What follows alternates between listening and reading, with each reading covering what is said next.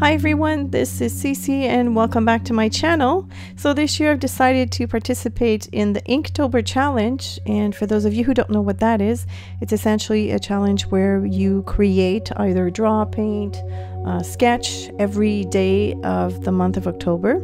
So for 31 consecutive days. And this initiative got started by a man by the name of Jake Parker. He does supply prompts, but I've decided not to follow those because I did it first and it was kind of stifling me. And so I decided to let go of that. But I do have my own rules. I've decided for this challenge that I would not use a pencil to sketch prior to inking. So that's a big challenge for me. And I've also decided to use India inks to colorize the background. I use them in a very light concentration. I dilute them with water quite a bit. And the book that I'm using is actually, or probably not a sketchbook. There's no markings, there's no brand on it, so I really can't tell you about it, other than the fact that the pages are super thin and everything that I use bleeds through. So I've decided to glue two pages together because the use of India ink and water and most of the markers will bleed through. So that way I can create more freely. And the way I decide on the background, I actually don't really decide. What I do is I choose two colors and I just plop them down. That's basically it. I just randomly plop the colors down and let that dry, and then I look at the colors, and if I'm inspired by the colors, sometimes the subject will relate to the colors and sometimes not. Like for instance, this is what I'm doing for day 16, which I've decided to continue what I did on day 15. I don't do this for all of my spreads. Most days are kept separate, but I just felt like continuing what I did yesterday. I love these trees. These are cypress trees. They remind me, of course, of Tuscany in Italy. And so I decided to do a Tuscan village. I did find a few photos on Pinterest of like villages and stuff. So I've taken inspiration from that, but it is not like I don't have a reference photo next to me when I'm doing these, because I really want to push myself to create from memory. I know that there's a great debate on you know, to use reference photos or not, but for this particular challenge I really wanted to push myself to the limit.